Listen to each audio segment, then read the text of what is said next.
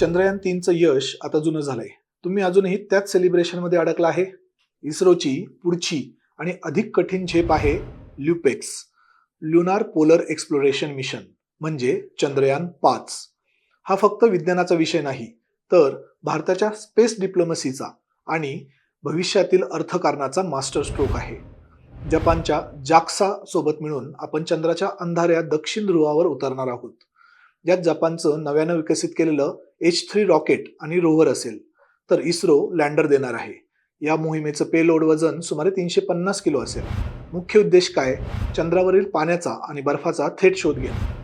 भविष्यातील मंगळ मोहिमेसाठी किंवा इतर ग्रहांवर जाण्यासाठी चंद्राचा इंधन बेस, फ्युएल स्टेशन म्हणून वापर करण्याची ही जागतिक शर्यत आहे. अमेरिका आणि चीन आर्टेमिस आणि चांग-ई मोहिमांद्वारे आधीच यात उतरले आहेत.